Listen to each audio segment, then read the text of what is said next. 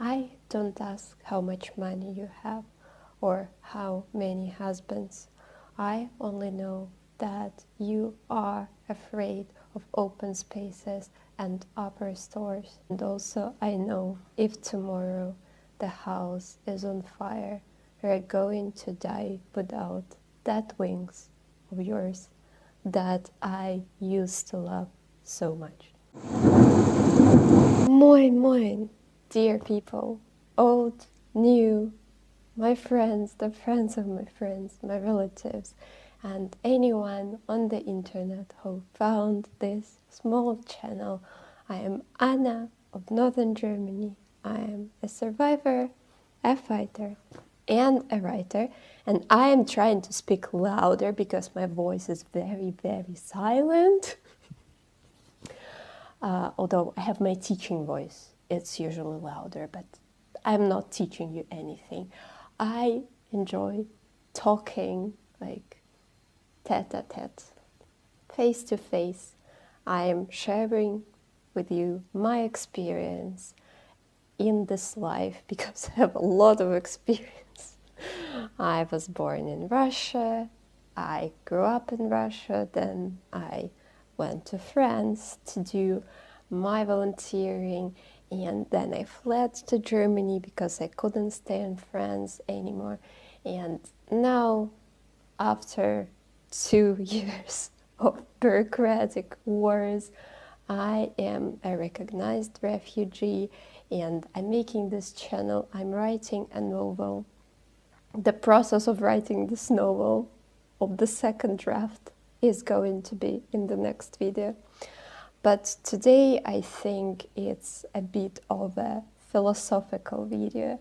I started the video with a quote from a song of one of my favorite Russian bands. It's called Nautilus Pompilius, and the song is called The Wings, and the song is war related, and it's very sad and very melancholic and very deep. And at my worst days, I associated myself with this song very, very deeply. But yeah, now I think I feel much better. I'm happy to be around my friends. I'm in love with Northern Germany, and I am very happy that I live here.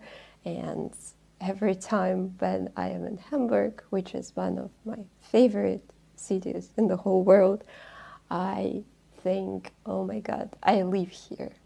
This is my city. I live nearby. And today I want to talk about Russia. I want to talk about my homeland, and the videos on this topic are not that frequent because my homeland still associates with a lot of pain for me. I write articles about my homeland. Haven't written for a while because now I'm working. I'm also writing my novel intensively, and yeah, I think I'm going to work through creating my own website, but it's for the new year.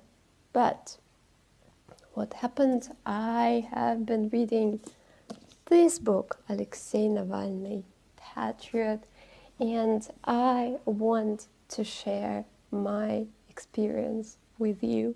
So it might be a bit of a sad video. I don't know if anyone is interested in that.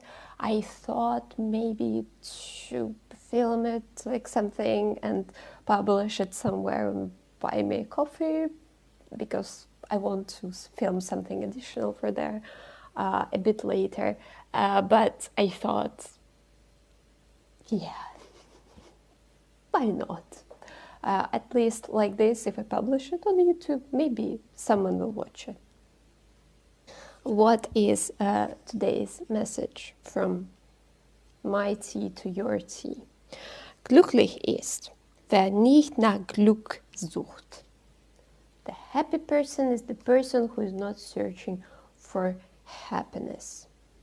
Okay, it makes sense. I think it's like still the old tea that I got in June from my friend when he got the refugee status, because right now these T's they are saying some stupid stuff, and some of them are even passive aggressive. So I already filmed a short video recommending this book to everyone who shares humanitarian values and who is known to be people's lover, who loves people.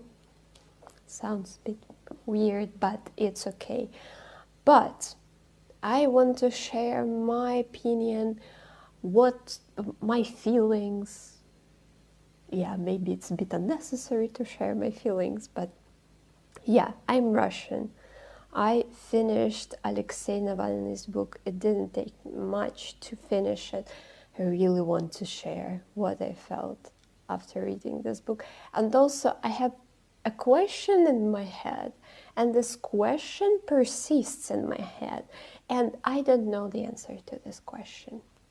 And maybe, yeah, I think there is no answer to this question. There can be only opinion.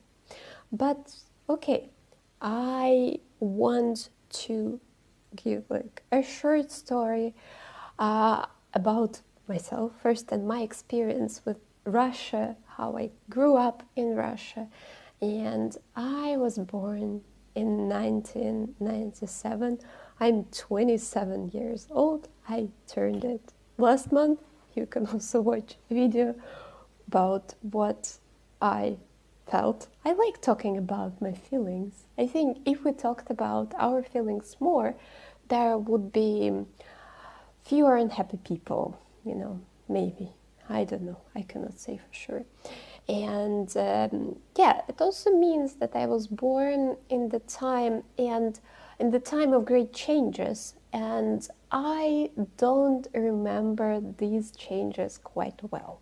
I was born when Yeltsin, the first president of the new Russia, the new Russia, because yeah, the very first president is of course Gorbachev, but yeah, the president of the new Russia, Yeltsin, I don't really remember him. I don't remember him getting drunk and dancing and embarrassing Russia. I of course don't remember that. I also don't remember when he reported, when it was the New Year's, and when he announced, "I'm tired, I'm leaving." Well, actually, here some Mandela effect happened, and many of us Russians remember that he said that, but actually he didn't say that. He didn't say, "I'm tired, I'm leaving." He said something like, "I've done what I could, it's time for me to leave," or something like this. Наступает 2000 год. Новый век. Новое тысячелетие. Я ухожу. Я сделал все, что мог. I think I will put the real quote, or maybe the actual video if I find it with subtitles. And I don't remember the moment when Putin came to power. I remember, for example, later terrorist attacks, but I don't remember the first terrorist attacks when houses exploded and other stuff.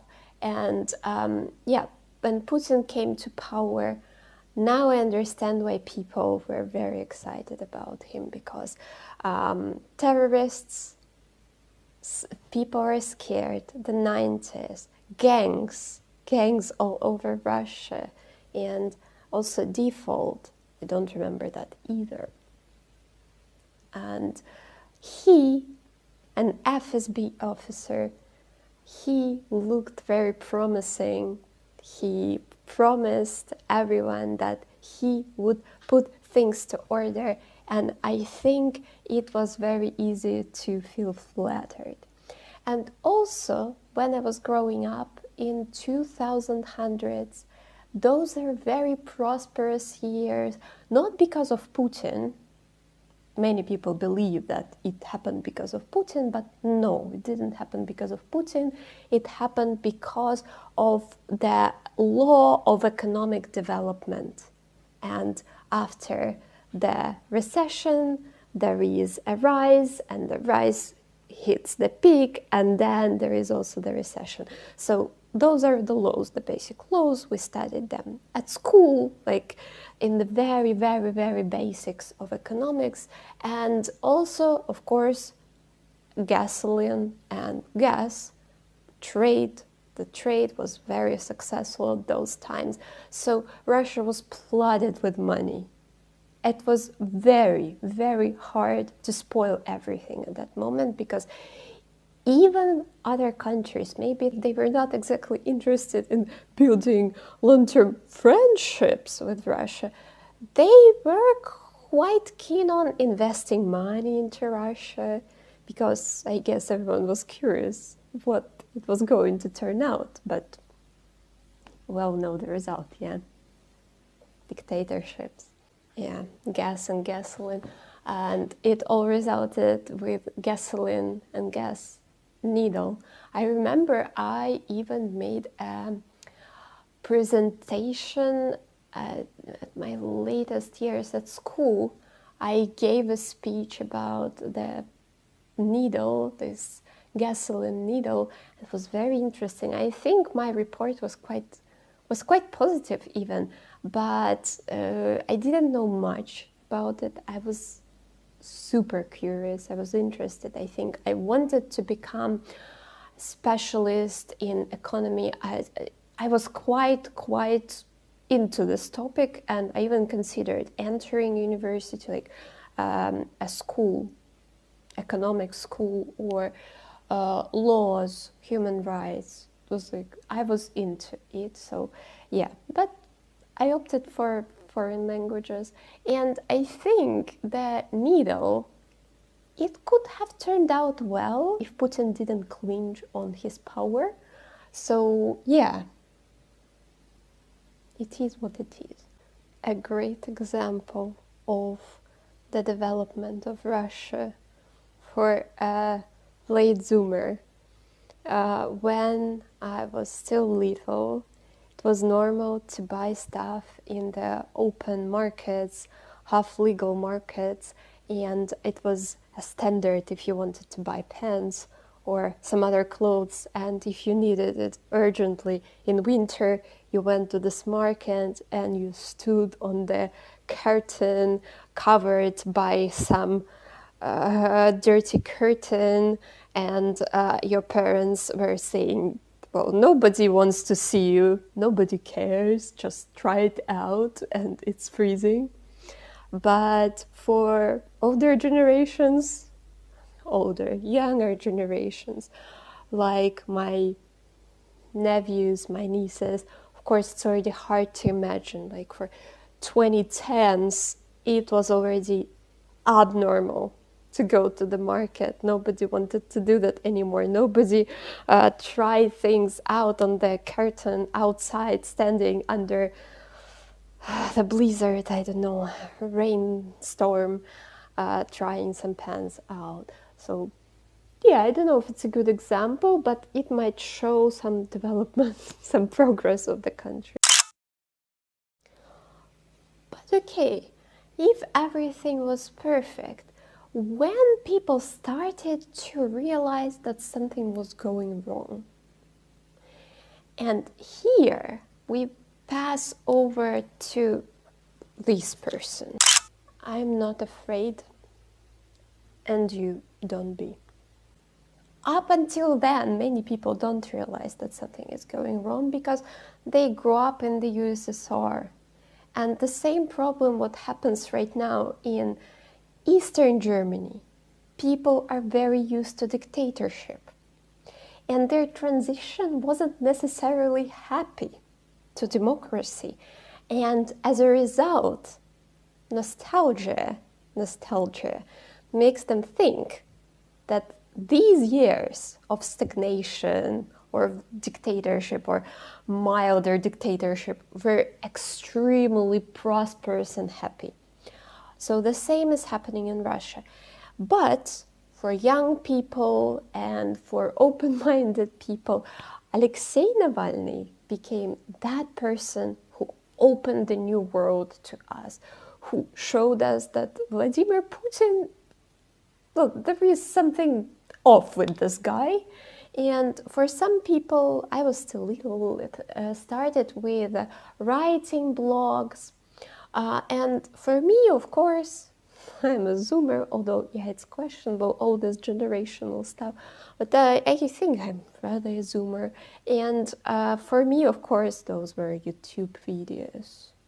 My father started to watch, and then I started to watch. And here I am. So, of course, you might think whatever you want about Alexey Navalny. He, of course, like, he had dubious quotes, and I think Ukrainian people are extremely angry with him for that. For example, the quote about the Crimea, calling Crimea a sandwich and other stuff. And of course, many questions, like his actions could have been questioned by some people, but he had done a lot, definitely, for Russian democratic movement. We should think about that, of course, when we think about Alexey Navalny. Plus, he suffered a lot for his beliefs, and I am sure 100% it was very, very painful death he experienced in Russian jail. I think with all these words, YouTube will not show this video to anyone. My favorite type of videos, for me to blah blah and for my father to listen. Whatever. And Alexey Navalny died this year in February. And I can tell you, it was very painful. It was such a trauma that some people might not understand, because, like, yeah, he's not a relative, he's just some guy from the internet. But for us, and this is what the illusion that videos, YouTube creates the illusion that you know the person, like you really know the person, because this person, you share the ideas of this person, you read his messages, like his letters from jail, you check on him all the time, how he is doing in jail, what is new, and you are terrified when he disappears suddenly, when you know that he is in Putin's claws somewhere in jails, Russian jails, especially towards Siberia. The conditions are horrible.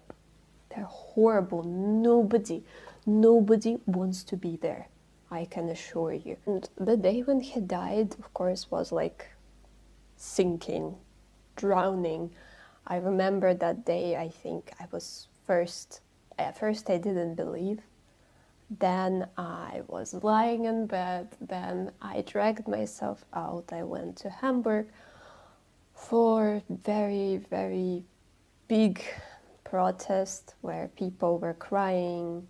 The open microphone was given to everyone. People gave speeches and people cried, and also my friend went together with me. And I remember I said, like, why Putin always wins? And he told me that, well, Putin doesn't win your heart. And this is true. So the dictators, they will never win our hearts, hopefully. But then time passed. Still, I think it's quite a trauma for me and other people, because when I remember that days when also Alexey Navalny was buried, and we had to collect some, whatever they are called, like petitions, and we didn't even know it would help to give the body of Alexey Navalny back to his mother. Those were insane days. I think my brain wiped them off a bit, just a bit, for me not to go crazy. And I'm sure it happened to many activists, many Russians, many Navalny supporters. Who's that? Okay, whatever. So of course, you can see when the book was announced, Alexey Navalny's biography, I of course knew that I would buy it. I would buy it in Russian. I was 100% sure that I would do that. And yeah, I gave it as a present to myself for my birthday. The book is in hardcover, the traditional scam of a hardcover. Here it's gray, here it's paper. I still cannot understand that. I think I never will, possibly. But it's okay. The book was written by Alexey Navalny, by himself. So it's basically an autobiography. And that's why I think it's even more empowering that it would have been if it wasn't written by Alexey Navalny. And the voicing, I think the most dramatic part is like how the voicing changes throughout the book. And this is the book of a person, like a person who was alive, who lived life, who loved, who hated, who was a normal person. And the book starts, he started to write it in 2020 after he was poisoned.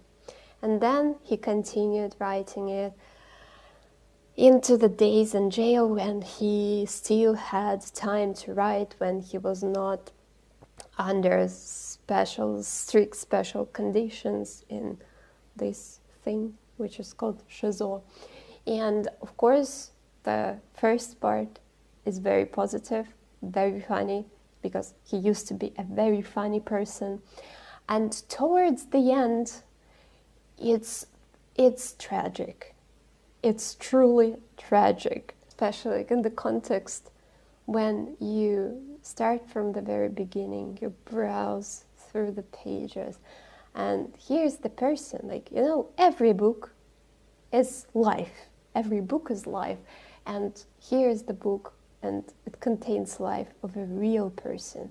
So you see family, you see how the person was born, how he was growing up, how he was formed, how he met his love, Yulia Navalny, how he started to believe in God because his daughter was born, because he thought after she was born that there must be something else in the world. I don't know how it really works, but yeah, so this is his life. So he was an atheist, and then he believed in God. He started to believe in God. Started to believe in God? What kind of guard? Bodyguard? Believe in God. He started to believe in God. What I suspect after reading this book, I think that he didn't allow himself too many human emotions. And I think as a Russian, I would have personally preferred him to be more human, because, you know, for humans, it's normal to be angry, to be tired, to be exhausted, to be furious, to want to sleep, to want to be near your family, to be out of this bad situation, to want to leave. It's normal for people, and it's not really healthy when people don't sense that they don't have that.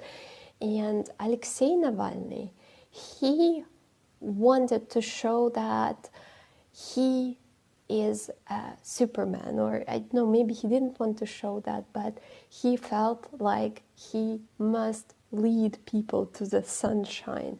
And also what we discussed it with my psychologist, because we talk about it a lot, because yeah, it actually touched my soul. It formed me, this situation. And what my psychologist says, that the tragedy of Alexey Navalny is that, he believed in the utopia, the Russia, the bright Russia of the future. And if we asked people what it means, the wonderful Russia of the future, people would say different things. And the wonderful Russia of the future, for many people, it's even today. They're satisfied, they're happy.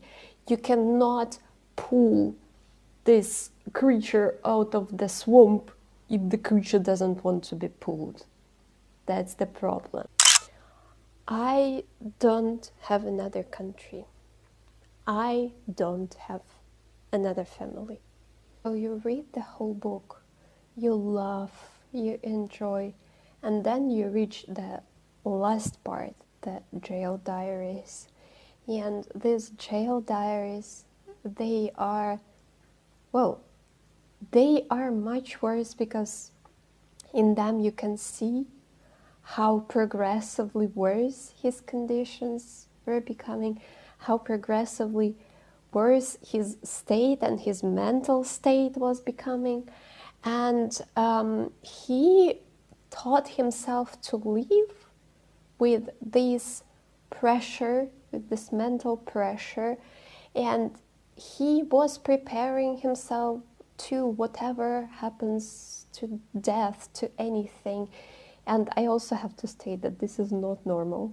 It's like very difficult to accept that, okay, my life is going to end. Fun. No, it doesn't work like this. In the normal situations, in the cases of terminal illnesses, people also go through therapy. As far as I know, at least it's important to do, because it's very, very difficult. People don't have to live through this. And it hurts me so much to think about it. There is an episode that absolutely broke my heart, and maybe you can skip it if you are planning to read the book. But this episode is basically he was sharing this jail space with some men who used to be very enthusiastic about protecting himself, protecting his rights, or refusing to do certain stuff that is against his values, against his, well-being. And he was broken in jail, and by the moment when Navalny met him, he was already silent. He was accepting whatever the life threw into him. And somehow Navalny sensed that this person didn't like him, and he didn't feel on ease. He didn't feel at ease with this person near him. But once suddenly this person calls him and takes him, what it is called better, like how to call it better, an icon, like a holy image, like, because in the Orthodox Church there are like these holy images. They're very important, and people stick them everywhere. They take them along with themselves. They travel with them. And he handed him this holy image, and he said, Alexey, please take it on you. Keep it with yourself always. And then they never exchanged any word anymore.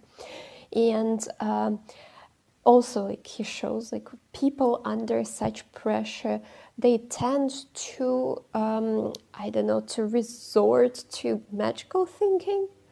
And this is what Navalny also did, and he thought that it's a sign to go on to whatever. And he also imagined that he gained an ally for himself in jail. And this person, he was about to be released from jail. He was about to leave, and he was counting days. And he somehow counted fewer days than it was supposed to be. And his core jail people told him that, yeah, you're stupid, you have many more days in jail. And what he said that, yes, but when you sleep, you're not in jail.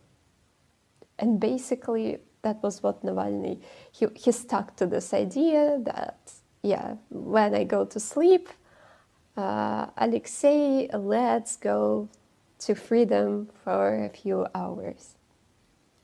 It's so bad. It's like as bad as it could be. Person's life. It's just so tragic. It's horror. It's mental horror. Can you imagine that? As a person who went through Lady D, what they call depression, because YouTube maybe doesn't like all these words, but it doesn't mean that that we should not talk about them. And of course, I would have preferred. It's always sad for me when a person who had lived an amazing life, who had created amazing masterpieces, such as Sylvia Plath, for example, one of my old videos, or Alexey Navalny. Of course, I would have preferred each of them to have said their last word differently. But it is what it is, and what is done cannot be undone. It's very sad, but it is what it is. Yes, I am not Alexey Navalny. I have another country.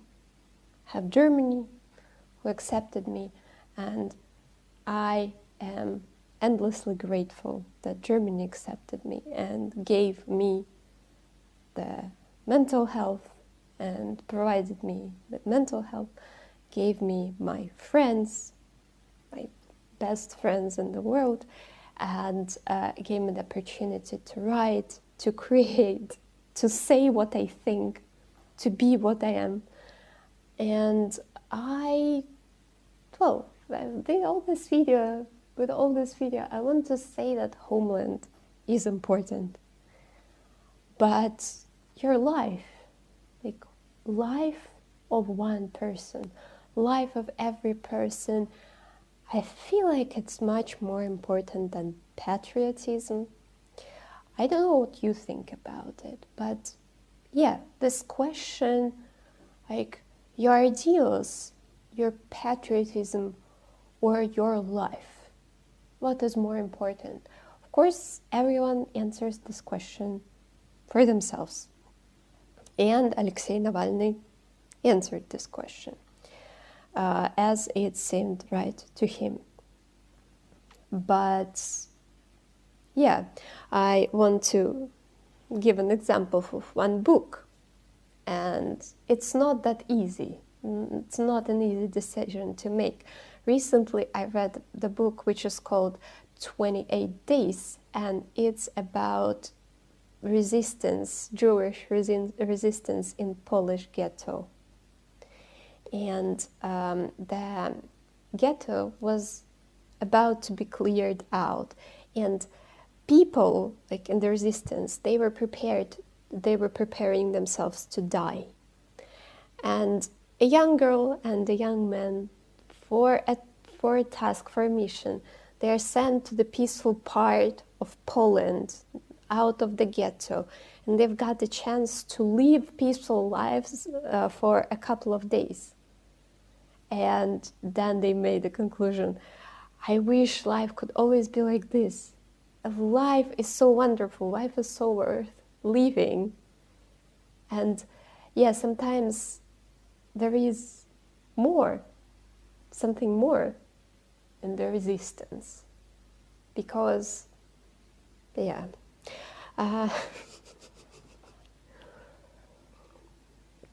Now you can see why I tend to some mental disorders, because I like overthinking. No surprise. I suggest smiling to your life today, Think about people like Alexey Navalny. Make up your own opinion, and yeah, know that every life matters. Nobody must die. Nobody. Nobody. The earlier we come to this conclusion, the better it's going to be for everyone. And if it happens that your country doesn't want you to, I don't know, well, let's say mildly, be happy, there are other places. You don't necessarily have to die to be a hero. And that's it. Thank you for watching. I don't know if this topic interests anyone, but yeah, whatever. I just really feel like talking all the time. Sorry. And I love you people very, very much, because every person is amazing and different and wonderful, and life is amazing. This girl is on antidepressants. Don't judge me too harsh. And I'm sending you love, and peace from my cloudy northern Germany. And yeah, tschüss.